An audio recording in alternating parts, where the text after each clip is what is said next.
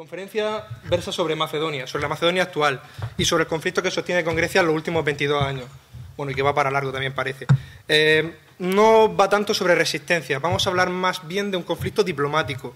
Y tampoco vamos a centrarnos en la etnia, aunque nos estemos situando en una zona que es la antigua Yugoslavia, en la que el conflicto étnico parece muy latente, pero no, en esta zona vamos a situarnos sobre todo en un contexto geográfico e histórico. Por eso la ponencia se va a dividir en dos partes principales. La primera va a ser una especie de recorrido histórico, más bien geohistórico, por la geografía histórica de Macedonia y Grecia, para que podamos situarnos un poco y entender en qué se basa este conflicto, por qué tiene lugar este conflicto y qué base tiene el que se enfrenten dos estados como el griego y el macedonio por una cosa que puede parecer tan absurda como es un nombre. La segunda parte se va a basar en, espero que no sea muy descriptiva, pero una interpretación de lo que es el conflicto greco-macedonio en sí, cómo ha tenido lugar, cómo se ha desarrollado, quiénes han sido los principales exponentes del mantenimiento y de intentar resolver este conflicto.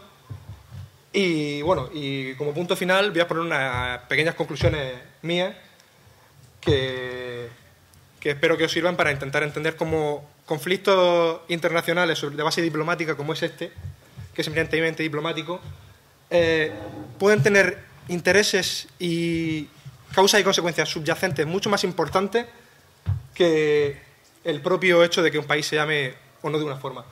También, antes de nada, voy a explicaros en qué se basa el conflicto. Y es que el país de Grecia no reconoce legalmente el nombre constitucional de Macedonia. Macedonia, que como sabréis, o si no lo sabéis, pues os lo digo ahora, es un país resultante de la decisión de la antigua Yugoslavia. Macedonia es la región que está más al sur y el conflicto surge porque la región griega del norte, la provincia griega del norte, más al norte, la más septentrional, se llama Macedonia. Todo, bueno, más o menos algunos de los que somos de historia pues sabremos que Macedonia es el reino de Alejandro Magno y que es una de las grandes zonas griegas durante la antigüedad. Bueno, a los griegos lo llamaban bárbaros, pero al final acabaron helenizándose. Bueno, pues el tema es que los griegos consideran Macedonia como una región suya. Es como si de repente, como poniendo un símil, es como si de repente naciera un país aquí enfrente, por ejemplo, en la costa de Marruecos, que se llamara Murcia. Y a los españoles no les gustara que ese país se llamara Murcia. Y se empeñaran en que ese país no se va a poder llamar legalmente República de Murcia.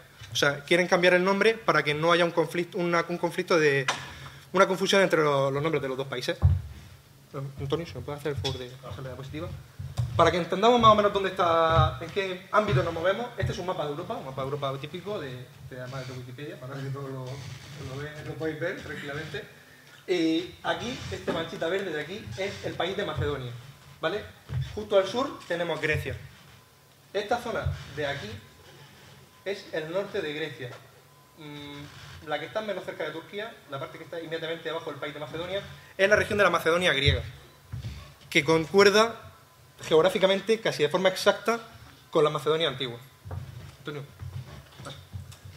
Bien, vamos a hacer un pequeño seguimiento histórico con una serie de mapas para que entendáis de dónde viene el conflicto, de dónde viene la base geográfica e histórica de esta disputa.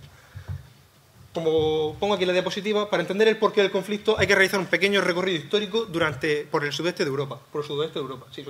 Perdón. Desde la época antigua, desde el reino Argeada, de Alejandro Magno, bueno, y de antes de Alejandro Magno, por supuesto, hasta el país que es hoy Macedonia. Macedonia ha sido a lo largo de la historia, desde el reino independiente que supuso el imperio Argeada, hasta una provincia por parte de los romanos y de los bizantinos y de los búlgaros también, hasta un lugar de asentamiento de colonos extranjeros, como sería el asentamiento de los colonos eslavos, que llegaron entre los siglos VI y VIII al territorio bizantino, y finalmente, sobre todo, es muy importante, que es la cabeza de puente para la conquista de Europa, que intentan los otomanos y que casi consiguen durante finales de la Edad Media. Esta definición la hice tal cual el Picard en el 18, dándole carta de mucha importancia a la región de Macedonia, que no siempre ha sido llamada así, de la cual vamos a tratar ahora. Pero bueno, a finales del siglo XX, cuando surge este conflicto, la frontera entre qué es la Macedonia que tenemos actualmente como país y qué es la Macedonia griega, en qué se parecen, en qué se diferencian, por qué es así, por qué tenemos que llamarla a las dos igual o por qué no, se vuelve mucho más difusa debido a que hay un choque de amplia base nacionalista. Ya sabemos que el nacionalismo suele difuminar bastante las cosas y cada uno tira porque yo soy el mejor, mi país es el mejor y tú no vales nada. Entonces, eso es lo que se va a basar los primeros años de conflicto. Los griegos van a tener su visión nacionalista, los macedonios la suya, y lo peor de esto es que la que peor parada va a salir va a ser la historia, porque cada uno va a dar su interpretación y nunca vamos a tener una visión clara de la verdadera historia de Macedonia. Bueno, el primer paso que vamos a tener para entender, el primer testigo es la Macedonia argeada. Como podréis ver, si os podéis situar en el mapa que he puesto antes, esto es Grecia, en su mayoría, la actual Grecia. Esto es la región Tracia, que actualmente sigue siendo la provincia Tracia, y el núcleo macedonio estaría por aquí. ¿Vale? Esta es la base del reino argeada. Este, si no me equivoco, es el mapa justo de cuando llega al reinado Filipo II. Esta es...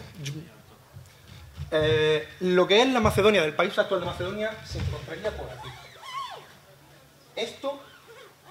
Esta base de aquí, de la zona del sur de la Macedonia actual, es lo único que comparte con la Macedonia griega.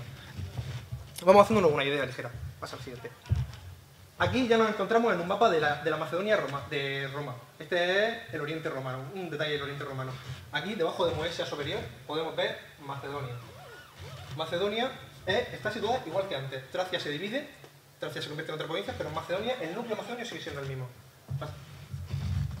Aquí ya nos encontramos en un momento también importante.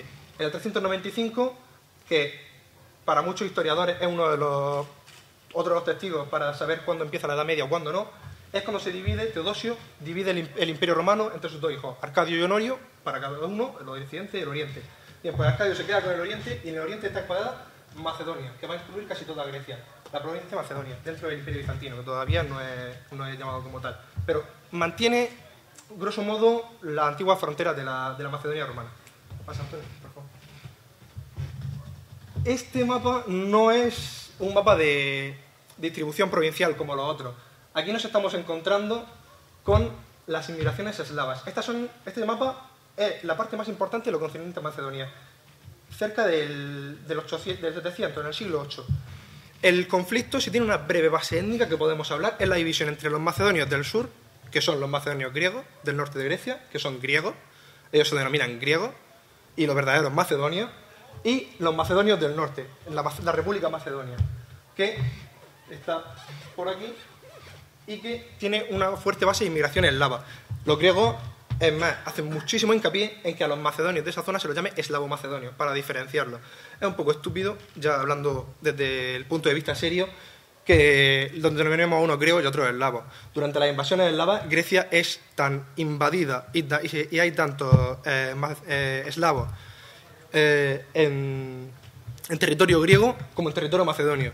Solo que, bueno, el orgullo de los griegos es mucho mayor que el de otras naciones, como para poder decir que su nación se sustenta en que hay eslavos, hay componentes eslavos. Ellos defienden de una forma que podríamos relacionar, sin pasarnos un poco con los nazis, que ellos descienden de los griegos. Ellos son griegos, descienden de los antiguos griegos, y esa es su filosofía. No van a moverse, su etnia es la griega. Y no van a decir que están mezclados con eslavos, ni siquiera remotamente van a decir que están mezclados con los turcos, cuando todos sabemos que es así. Es como si de repente yo me pongo a decir ahora mismo que yo soy castellano, de origen visigodo, y que no tengo ni gota de sangre musulmana ni de sangre judía, cuando hemos tenido aquí 700 años de dominación islámica. Pues sería un poco estúpido. Pero bueno, es para que entendamos, porque luego el conflicto, cuando alguien intente defender la posición étnica, vemos que no tiene ningún sentido, se desarma por todas partes. Antonio, por favor. Bien, este es un mapa que vamos a pasar un poco de largo, pero lo importante es que aquí Macedonia se eslaviza aún más. Antes estaba eslavizada, pero dentro del Imperio Bizantino. Ahora el Imperio búlgaro la absorbe. Aquí podemos ver la Macedonia y ya empieza a darse un conflicto. La Macedonia griega, que es esta zona de aquí, ya empieza a expandirse hacia aquí. Empieza a considerarse que esto también es Macedonia. Aquí empieza a darse el origen de por qué vamos a llamar Macedonia al país. Y ya, aquí, en este momento, en la distribución de los temas bizantinos, los temas, por si no lo sabéis, son las distribuciones provinciales bizantinas, como podrían ser ahora mismo nuestras propias provincias, pero de carácter militar. Cada uno tenía su gobernador y tenían un eminente fin de defensa. Bien, pues, aquí Macedonia por fin se separa de la zona costera y de esta parte del norte de Grecia. Se sitúa aquí, que actualmente es Bulgaria. Curiosamente, Bulgaria se sitúa aquí, que es donde está Macedonia ahora mismo. Pero bueno, por primera vez el concepto geográfico se desliza hacia arriba. Perdemos ya la visión de que Macedonia es la zona costera y la zona del norte de Grecia. Macedonia se mete un poco más hacia el norte. Aquí viene la segunda fase de gran eslavización. Este es el imperio de Stefan Dušan. Stefan Dušan es el más grande de los monarcas serbios. Él se proclamó emperador y autócrata de serbios, griegos, macedonios y búlgaros.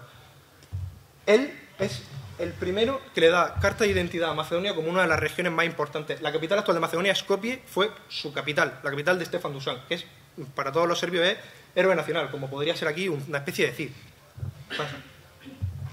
Y aquí ya nos metemos en el momento de la conquista otomana. Aquí surge una pequeña disociación del término. Esto que vemos aquí es lo que los otomanos van a conocer como Rumelia. Rumelia para ellos es tierra de romanos. Para los que hemos estudiado historia y nos ha dado clase pues, Jorge Iroa y Paco Beas, pues sabemos que los rumíes son la denominación que daban a los romanos, a los occidentales, los musulmanes. Bueno, pues los turcos cuando llegan denominan Rumelia a la tierra que consideran que está mucho más romanizada, que no es tan griega como las demás. Tiene una influencia sobre todo en lava, pero ellos la consideran la tierra de los rumíes verdadera. Rumelia va a ser el nombre que va a tener toda esta región hasta el siglo XIX por lo menos. Pero ya empezamos a asociar Rumelia con Macedonia. Pasa a la siguiente. Durante la época del Imperio Macedonio, del Imperio Otomano, ya empieza a confundirse Rumelia con Macedonia. Pero en ambos casos, Rumelia y Macedonia se ubican por aquí, fuera de Grecia. Se empiezan a ubicar en el norte. Pasa a la siguiente diapositiva. Y entonces, a principios del siglo XX... Dame un poco de agua. A principios del siglo XX, entre 1912 y 1913, tiene lugar la Primera y la Segunda Guerra Balcánica. Estas guerras lo que hacen es enfrentar a los diversos países que se han independizado o quieren independizarse del Imperio Otomano en la región sudeste de Europa, primero contra el Imperio Otomano y luego entre ellos para conformar estados nacionales. Bien, pues Serbia, después de la Segunda Guerra Balcánica, logra hacerse con todo este territorio. Aquí está, os muy bien, Kumanovo y por aquí está Skopje. Estas zonas son Macedonia. Esto es la actual Macedonia, separada de Grecia. Durante mucho tiempo, los otomanos habían juntado la Macedonia del norte, que había surgido en época bizantina, con la Macedonia del sur, la del norte de Grecia, y la habían ubicado la capital en Tesalónica, que además tampoco era la capital histórica. Pero se convierte así en el siglo XVIII y así se queda. Con la guerra balcánica pasa una cosa. Las dos Macedonias, que estaban separadas por vínculos étnicos de cierta forma, se separan, pero estaban unidas de forma estatal bajo el Imperio Otomano en una sola provincia, en Rumelia, se separan del todo. Una queda bajo control serbio, como había pasado antes en el siglo XIV con Dušan, y la otra se queda bajo el control griego. Los griegos nunca van a pedir que la Macedonia del Norte sea suya. Ellos consideran que son eslavos y que si se quieren ir con los serbios, cosa suya es. No les interesa. Ahora, no quieren que se lo denomine como macedonio. Y estamos hablando ya de 1913. Pasa a la siguiente. Aquí, este es el reino de Yugoslavia. El reino de Yugoslavia, antes reino de los serbios, croatas y eslovenos, es el precursor de la antigua Yugoslavia comunista. Pero la división provincial es distinta. Estos son las Banovinas. Las Banovinas son distintas divisiones provinciales que tenían los serbios en esa época. Aquí, por primera vez, se hace una distinción del Estado moderno de Macedonia. Vardar es el nombre del principal río que recorre Macedonia. Es como el gran río nacional, como puede ser el Danubio en países como Austria o como la propia Serbia, o el Drava en Eslovenia y en Croacia. Sobre todo el Drina en Bosnia. El Vardar es el principal río, tiene el nombre de este río, y por primera vez se conforma una Macedonia compacta, pero ya como provincia. Pero ya tenemos a la Macedonia separada de los griegos. Los griegos ahora mismo tienen un conflicto con los turcos en esta época y no tienen interés en pelearse por cómo se va a llamar su provincia. Cómo se llama la provincia, cómo se pueda llamar un futuro país. Siguiente. Pero ya deja de ser el Vardar. En 1945, cuando Tito vence a los fascistas que se habían instalado en la antigua Yugoslavia y constituye la nueva Yugoslavia, la República Popular, decide, y bastante mordazmente, la verdad, darle el nombre a la región de Vardar de Macedonia. Él se moriría en 1981, en 1980, y no sabrían que iba a acabar, pero devolver el nombre histórico a Macedonia iba a dar muchos quebraderos de cabeza en el panorama internacional posterior. Antonio, pasa así. Y Esto es lo que nos queda ahora. Esto es la Macedonia actual, para que entendáis geográficamente donde se sitúa más cerca, de un plano más cercano. Tenemos Serbia al norte, Bulgaria al este y Grecia al sur. Y bueno, Albania al oeste, aunque Albania no se va a meter mucho en los temas con Macedonia. Pero bueno, esta es la principal visión que tenemos. No sé muy bien las principales ciudades, pero bueno, tampoco quiero extenderme mucho en eso. La siguiente. Muy bien, y entonces vamos a hablar ahora, después del recorrido histórico más o menos podemos distinguir, yo creo que todos, que hay una Macedonia del sur, que es la Macedonia de los griegos, y una Macedonia del norte, que es la Macedonia de los eslavos. Hasta ahí todo muy sencillo. Muy bien, pues va a empezar a complicarse cuando el 18 de septiembre de 1991 a un gran político, bueno, también depende de quién lo considere, pero un político bastante inteligente llamado Kiro Gligorov se le ocurra que Macedonia se independice de Yugoslavia. Lo había hecho Eslovenia y lo había hecho Croacia, que eran países ricos y con importante tradición histórica, pero Macedonia no tiene tradición histórica independiente. Gligorov lo hace para desmarcarse de los conflictos étnicos que están empezando a surgir en torno al panservismo de Milosevic. Es importante que tengamos en cuenta que se independiza Macedonia de Yugoslavia por un tema. Macedonia va a tener una gran aversión hacia el concepto de Yugoslavia. Posteriormente van a intentar darle un nombre, que es el que vemos aquí abajo y al que ahora me voy a referir, que es Antigua República Yugoslava de Macedonia. A todos, a lo mejor suena si habéis visto Eurovisión, una Eurocopa, no, pero bueno, un Eurobásquet, algún concurso, alguna cosa, una Olimpiada, que a Macedonia siempre le precede ARY de Macedonia o FYR de Macedonia, que en inglés FY es Former Yugoslavian Republic, Antigua República Yugoslava. Los macedonios van a desarrollar una completa versión a esto. Van a estar muy en contra de todo lo que tenga que ver con la antigua Yugoslavia. Eso aún persiste en el país. Y bueno, cuando se independiza, pues como un país nuevo e independiente, decide entrar en la Unión Soviética. ¿Por qué no entra en la Unión Soviética? Perdón. En la Unión Europea y en la Asamblea de las Naciones Unidas. ¿Por qué no entra? Si, como digo aquí, se establecen como óptimas sus garantías políticas, jurídicas y constitucionales. Muy sencillo, por una sola cuestión. Y es que es sorprendente que sea una cuestión diplomática y con un país como el griego. Y es que es la posición griega. Solo la posición griega paraliza su entrada en estas dos organizaciones. Y cualquiera pensaría que Grecia no es un país que tenga tanto peso como para frenar la entrada. Pues lo consigue. ¿Y por qué? ¿De dónde viene la posición griega? Porque la postura fue realmente brutal en contra. O sea, se intentó que Macedonia entrara y antes de que terminara de formularse la propuesta, el delegado griego ya había dicho que no. Que taxativamente no. ¿Y por qué? ¿De dónde viene la posición griega? Muy bien, pues dos principales cuestiones. El miedo al irredentismo macedonio y el nacionalismo de base histórica. El miedo al irredentismo es sencillamente, todos sabréis que el irredentismo es que un país intenta invadir a otro, intenta convencer a otras regiones de otro país de que su verdadero país en el que tienen que estar ubicadas es este que está haciendo la propaganda. Lo hizo Italia, por ejemplo, con Fiume, con la actual Rijeka en Croacia, y lo han hecho muchísimos países. Bueno, pues el miedo que tenía Grecia era que Macedonia, al darse el nombre de República de Macedonia, lo que hacen es, cuando se independizan, quitarse el República Socialista Popular y se quedan con solo Macedonia. Y entonces, al darse ese nombre, los griegos tienen miedo de que los macedonios quieran atraer a su Macedonia, que además es una región rica, a su propio país. Y luego, el nacionalismo de base histórica, que debería ser un concepto secundario en comparación con el otro, y no lo es en absoluto. Es lo que con más fuerza da. Los macedonios de Grecia tienen un completo, vamos a poder decirlo directamente, odio hacia aquellos que están utilizando su nombre en otro país. Ellos consideran que se estén utilizando su historia, sus símbolos históricos, es vergonzoso, es como un insulto. Entonces, el Consejo Europeo, en 1992, decide que con todos estos rifirrafes que tampoco terminan de estar 100% delimitados, solo simplemente es Grecia diciendo que no cada vez que se propone algo con Macedonia, pues decide dar un golpe de mano y reconocer a Macedonia como Estado, pero le da un poco de calma un poco a Grecia, diciéndole que no va a llamarse República de Macedonia, le va a dar esta denominación, Antigua República Yugoslava de Macedonia. Bueno, los griegos no quieren introducir el término de Macedonia, quieren que se le ponga el nombre que quiera, incluso si quieren llamarse Rumelia, como si quieren llamarse el Vardar, pero no Macedonia. Y los macedonios, bueno, pues no quieren tener nada que ver, como ya he dicho, con Yugoslavia. Gligorov, que es el presidente, se opone taxativamente a que se le ponga el nombre de Yugoslavia o de Yugoslava o de Yugoslavo, nada al nombre de su país. No quieren que se lo relacione. Y como luego pasara con Milosevic, él mismo diría que tenía razones para no hacerlo. La siguiente.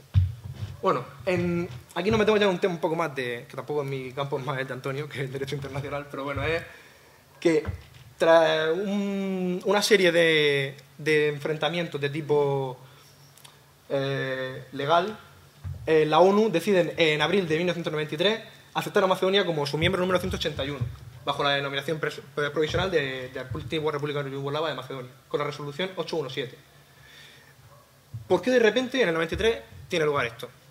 La razón, como ya digo aquí, es el desarrollo de la guerra en los Balcanes. La guerra en los Balcanes está llegando a un punto crítico.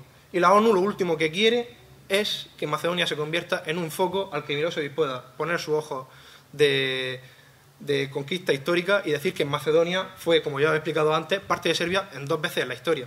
No quiere darle razones para que vaya, invada a Macedonia, el conflicto se extienda, y si se extiende hasta Macedonia se puede extender hasta Grecia. Y si se extiende hasta Grecia, podemos encontrarnos con la Tercera Guerra Mundial sin comérnoslo ni bebérnoslo. Entonces deciden que Macedonia sea parte de la ONU, calman a Macedonia para que no se una a Milosevic, aquellos serbios que están allí viviendo, y ya está. En teoría todo tranquilo. ¿Qué pasa? Que los estados de primera fila, que antes habían pasado, dicho coloquialmente, del tema, habían pasado totalmente del tema, de repente empiezan a reconocer a Macedonia con esta denominación, para tampoco ofender a Grecia. Ese es el caso de Reino Unido, Francia, España entre ellos, los países que estaban metidos dentro de la guerra de los Balcanes. No querían que Macedonia considerara que estos países que están en la guerra están apoyando a Serbia, de alguna forma, aunque sea indirecta. Claro, alguna persona podrá pensar, pero tiene fundamento estos temores de la ONU, estos temores de los grandes países. ¿Tiene algún sentido que los serbios quisieran? ¿Hay alguna base para pensar que los serbios pudieran querer hacer esto? Pues sí, los grupos ultranacionalistas serbios que tenían, eran como las moscas, tenían unos ojos que podían mirar para cualquier parte que hubiera pisado un serbio, para ellos era Serbia. Entonces, ellos de repente empiezan a denominar a Macedonia, sin fundamento histórico ninguno, más que había sido levemente territorio serbio durante cierto tiempo, Serbia del Sur. La Yusna Serbia, como pongo aquí. Bueno, está cirílico, pero es que no lo he encontrado de otra forma, no sé cómo escribirlo. Bueno, ¿qué pasa con este tema? Que Grecia acaba perdiendo muchos apoyos internacionales con respecto a la cuestión Macedonia a mediados de los 90.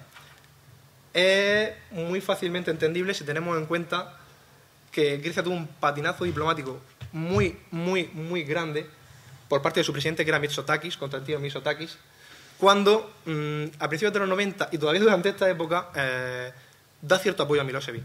Milosevic se está convirtiendo en el principal genocida que hay en todo el planeta y Grecia había levantado un poco la mano con él y no había terminado de romper lazos. Esto hace que muchos países acaben planteándose si de verdad la posición griega es correcta, si no están también en un punto de ultranacionalismo como el que defendía Milosevic. Antonio, y bueno, a mí este caso me parece muy gracioso. Es un ejemplo muy rápido que voy a poner. Y es que vosotros, cuando os he explicado el tema de por qué este conflicto, por un nombre, que parece un poco estúpido, bueno, pues esta es la primera persona que a nivel internacional llega a decir directamente que esto es una estupidez, que esto es absurdo.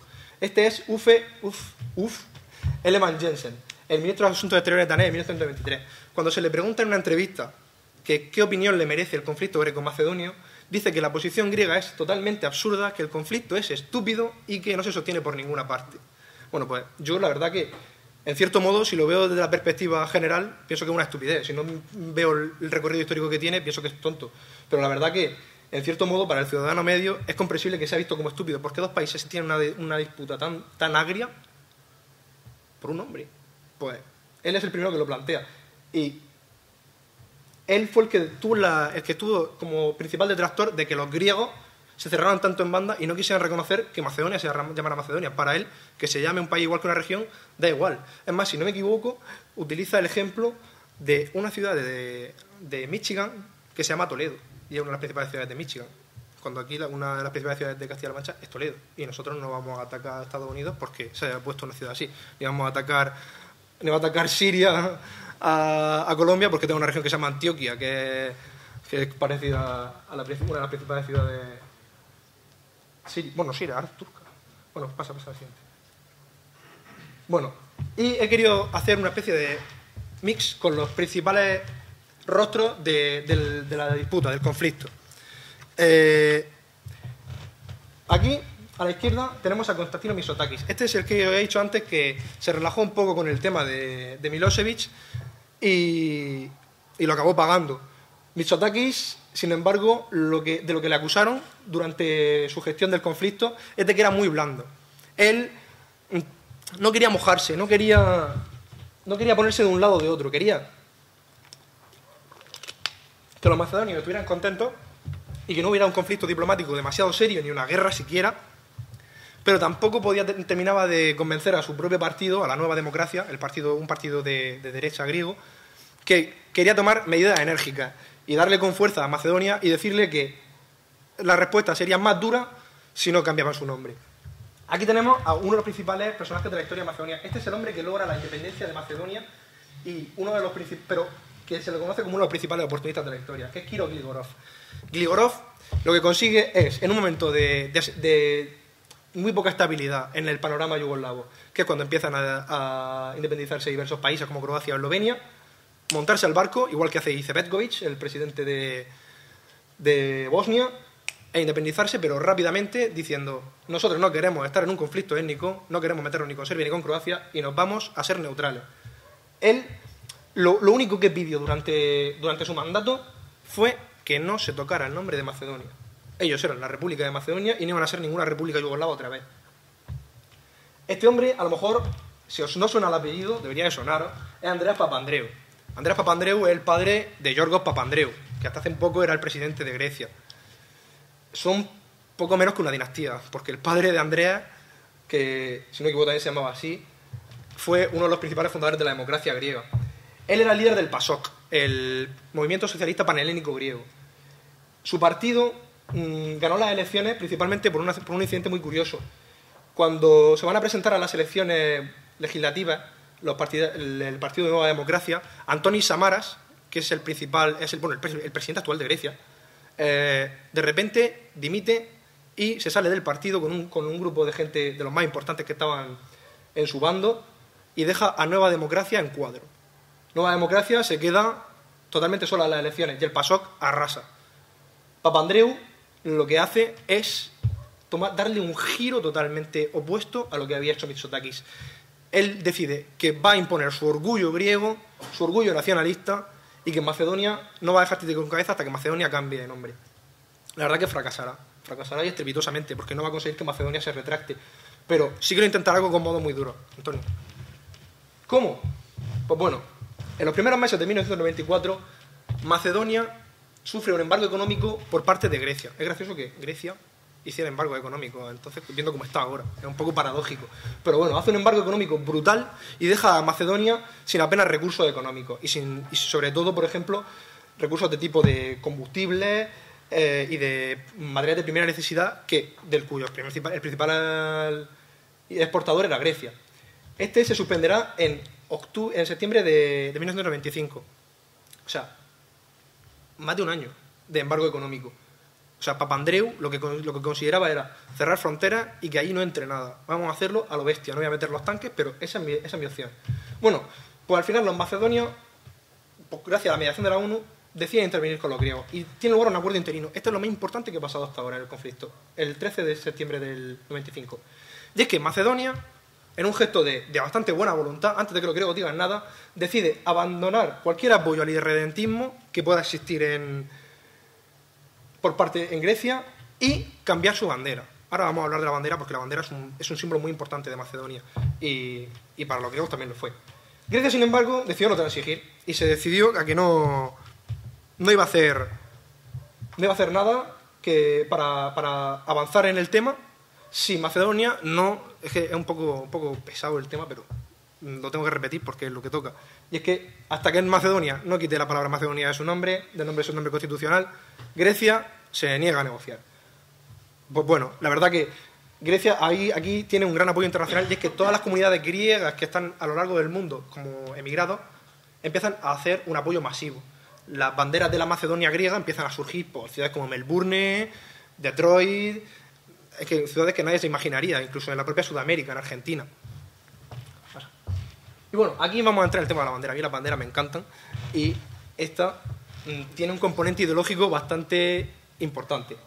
Esta es la bandera de la República Macedonia, o Ari Macedonia, hasta 1995. Alguien podrá verla como algo inocente, Pero bueno, como diría nuestro profesor Pedro Egea, nada es inocente. Y este sol, para los macedonios, simboliza la libertad de haber salido de Yugoslavia. Sin embargo, este sol es el sol de Vergina. El sol de Vergina es el símbolo histórico de la dinastía argeada, de Alejandro Magno y Filipo II, entre otros. Por lo tanto, griego. Bueno, los griegos lo consideran suyo. Pasa. Aquí podéis ver la bandera tradicional de la Macedonia griega. Esta es exactamente igual que la anterior, pero en vez de en rojo, en azul. Bien, ¿veis la diferencia? O sea, la diferencia es el color. Y ya está. El sol es el mismo sol. Es el mismo símbolo. Bien, pasa. Pues los macedonios deciden cambiar. Ya que el sol de Vergina para ellos no es su símbolo nacional y no tienen por qué utilizarlo, deciden mantener el sol, el símbolo de la libertad, pero con un mero cambio estético. Esta es la bandera actual de Macedonia. Este es el único cambio que hay. Ellos mantienen su sol, pero contentan a los griegos y no utilizan el sol de Vergina. Bueno, entre 1995 y 2005 el conflicto está estancado. Ninguno de los presidentes griegos ni ninguno de los presidentes macedonios se interesa por el tema. Hasta que al final, bueno, pues la ONU decide que hay que llegar a una solución, como sea, mediante un mediador. El mediador será Matthew Nimitz. Se puede discutir sobre si es la persona más adecuada o no. Fue una de las principales figuras diplomáticas y jurídicas durante el gobierno de Lyndon B. Johnson en Estados Unidos y era un conocido y destacado republicano. Hubo bastantes críticos en su momento a que este hombre fuera el que se dedicara a ser el mediador. Pero bueno, en sus primeros momentos, la verdad que lo planteó todo bastante bien. Decide establecer 3 opciones para solucionar el conflicto. 1. Que el país se llame República Macedonia Skopje. Así se diferencia, en cierto modo, de la Macedonia griega, utilizando el nombre de la capital. Grecia lo rechaza. No quiere que el nombre de Macedonia aparezca por ningún lado. Bien, la segunda opción que propone Nimitz, que sería la más lógica, es que cada país, como está pasando actualmente, denomina al país como quiera, a Macedonia como quiera. Es decir, países como China o como Honduras reconocen a Macedonia como República de Macedonia, el nombre constitucional. Sin embargo, nosotros en España, o Inglaterra o Francia, siguen llamándola Antigua República Yugoslava de Macedonia. Esta sería la más sensata a mi juicio. Luego se proponen los 9 puntos del 19 de febrero de 2008. Los 9 puntos, sobre todo, van a estar relacionados con temas histórico-políticos. Por ejemplo, definir cuál es la Macedonia histórica, definir qué país debe denominarse Macedonia, qué región debe denominarse Macedonia, y darle un nombre a Macedonia que puede ser el que ellos elijan: República de Nueva Macedonia, República de Macedonia del Norte, el que ellos consideren oportuno. Pasa a la siguiente, Antonio. Bien, pues al final, en 2008 quedan 3 denominaciones. Son las que quedan como en un casting final: República de Macedonia del Norte, República de Nueva Macedonia y República de Macedonia Skopje. Grecia empieza a transigir porque ya permite que esas 3 sean las propuestas. O sea, al final acepta Macedonia Skopje y deja que Macedonia diga cuál es la que le parece mejor. Pero el escollo llega cuando en abril del 2008, en la cumbre de la OTAN en Bucarest, tiene lugar una nueva explosión de tensiones entre Macedonia y Grecia. ¿Por qué? Porque Macedonia acusa a Grecia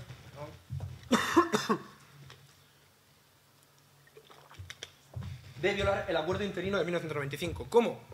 Pues mediante el veto que ejercen los griegos a que Macedonia entre en la OTAN. Esto es considerado, pues, prácticamente como una agresión jurídica internacional a gran escala y que se está haciendo de forma impune.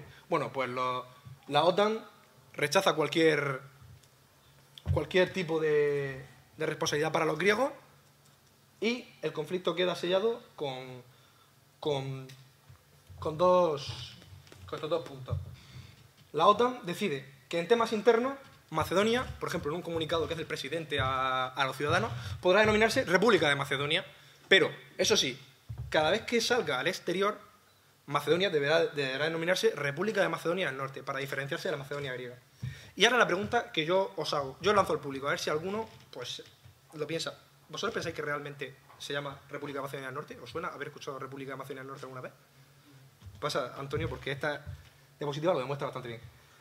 Este es el 5 inicial del equipo macedonio de baloncesto en el Eurobasket de 2011. Estamos hablando de 2011, 3 años después de que esta resolución se apruebe.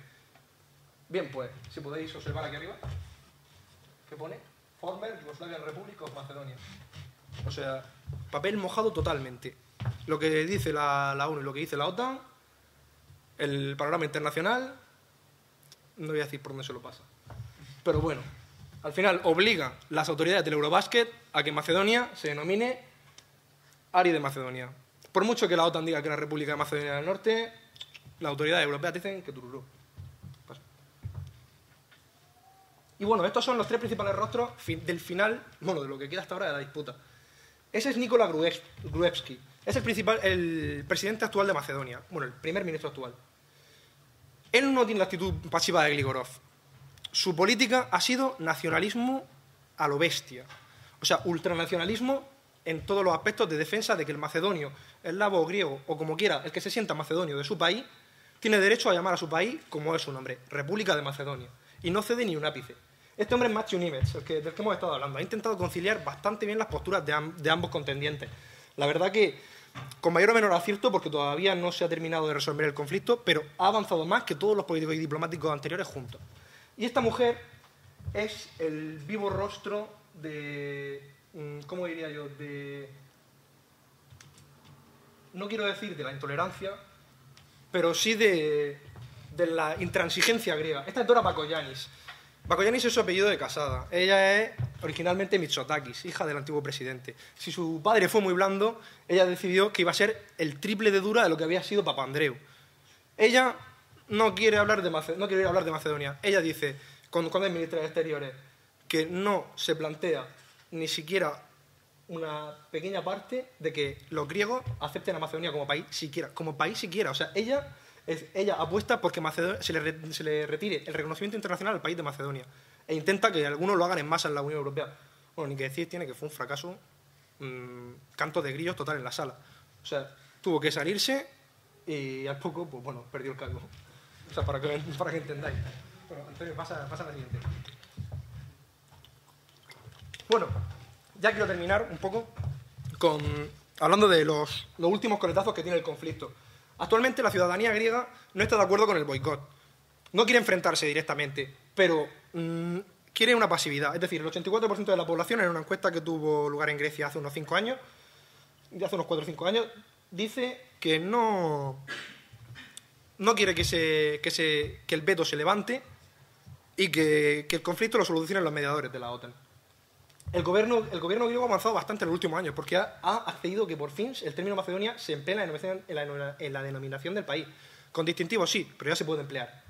Y desde Grecia, lo que principalmente se pide es de lo que hemos hablado al principio de la conferencia, que ya he dicho que no tiene ninguna base histórica ni étnica. Es que se especifique la diferencia entre macedonios griegos y eslavo macedonio. Bueno, la verdad que se ha avanzado mucho en el tema de las relaciones. Ambos países actualmente tienen unas relaciones bastante cordiales. Se ha olvidado un poco el tema del nombre y se ha decidido volver a tener unas relaciones buenas, olvidando ese tema, dejándolo en manos de los mediadores y dejando que sean ellos los que lo solucionen, con vista a que tenga lugar en un futuro muy próximo. Antonio, lo siguiente, por favor. Y bueno, esto que veis aquí es un mapa de Macedonia, con una división étnica. Es por si a alguien se le pasa por la cabeza en plan, pero es que realmente en los Balcanes, la etnia... Bueno, esto que veis de lila es toda aquella población que es Macedonia o declarada Macedonia de origen eslavo. Esto aquí, que son la gran minoría, son los albaneses, que están en la frontera, como se puede ver. Y bueno, por aquí podemos ver pues, los reductos que quedan de musulmanes de origen turco, que provienen de la época en la que Macedonia estuvo inserta en el Imperio Otomano. El predominio es eslavo-macedonio total. Y ellos no se declaran griegos, no tienen ningún interés sobre el sur. Eso es lo que Grecia le ha costado tanto entender, que el irredentismo era apoyado, si es que era apoyado de alguna forma, de forma involuntaria al utilizar el sol de Vergina. Pero cuando se pierde el símbolo del sol de Vergina, Macedonia es un país con una distribución étnica sólida que no quiere invadir otro país ni tomar otra región. Antonio, no sé. Bueno, ¿qué conclusiones saco? Pues principalmente que ciertas formas de nacionalismo son capaces de responder a conflictos que de otra óptica podrían tenerse por triviales. Este conflicto por un nombre lo que encierra es una explosión de nacionalismo brutal en ambos países. El nacionalismo griego se inflama hasta niveles insospechados cuando se habla del tema de Macedonia. Y en Macedonia, como ha demostrado Gruevski últimamente, hasta con los propios albaneses, la exaltación del nacionalismo es brutal, hasta límites que no se veían en esa zona pues desde Milosevic y desde la época de la Segunda Guerra Mundial. Lo segundo, sobre todo, olvidando este párrafo un poco, es la importancia del simbolismo histórico. El simbolismo histórico se demuestra muy importante cuando vemos lo que es capaz de hacer Grecia por un nombre y por un sol en una bandera. Todo este conflicto que lleva ya 22 años, nace de dos símbolos. Y de un símbolo global, que es el símbolo de Macedonia como parte de la historia griega. Y para mí lo que es más importante, pero esto es, como hablaba antes Antonio, de subjetivismo, este es totalmente subjetivo mío, y es que en conflictos como este, la propaganda engañosa se extiende por ambos bandos, afectando incluso a la propia historia. Historiadores griegos e historiadores macedonios han hecho su propia historia, como a ellos les ha interesado, y han contribuido de esa forma a enrarecer la disciplina. Yo, que soy historiador, no me gusta que se haga una historia que no sea objetiva, o que por lo menos no intente ser objetiva. Bueno, pues aquí lo podemos ver. Los historiadores, por el tema de diapositiva, por favor, llegan hasta el punto de hacer esto, de apoyar esto. Está escrito en cirílico y se ve un poco mal, pero lo que pone es Aeropuerto Nacional Alejandro Magno de Skopje. Alejandro Magno es un personaje de la historia griega, por mucho que los griegos al principio lo llamaran bárbaro. Alejandro Magno es griego, es parte de la historia griega, no es parte de la historia macedonia. ¿Por qué? Porque Macedonia no toca en sus fronteras para nada el reino de Alejandro Magno, la Macedonia actual, por supuesto. Skopje ni de lejos se acerca a los dominios de Alejandro. Y no tiene nada que ver. Las teorías históricas, historiográficas, de mediados de los años 90 en Macedonia, establecieron un radicalismo brutal que decía que Macedonia tenía su gran centro en la actual Macedonia. La actual Macedonia estaba llena de tribus ilirias que iban por ahí viviendo en cabañas y que no tenían ni idea de que Alejandro Magno estaba kilómetros más abajo. Si acaso, como he enseñado antes, la zona más al sur. O sea que no tiene ninguna base. Pero fijaos hasta qué punto puede dañar la disciplina histórica un conflicto como este. Hasta el punto de que se le pone el nombre del Aeropuerto Nacional con un personaje que no tiene nada que ver. Es como si nosotros de repente, ahora mismo, le pusiéramos a un aeropuerto Julio César, y dijéramos que como Julio César estuvo aquí, pues era un personaje de nuestra historia, vivió aquí, fue el primer emperador que tuvo sede en España, que no tiene sentido, no tiene ninguna base histórica, pero es el mismo ejemplo, o sea, no tiene nada que ver una cosa con la otra. Como le podían haber puesto Alejandro Magno, como le podían haber puesto Basilio II, que no tampoco tendría ningún sentido. Y bueno, con esta imagen me quería despedir y daros las gracias a todos por haber asistido a la conferencia y pedirle perdón al profesor Alejandro García por hacerlo esperar.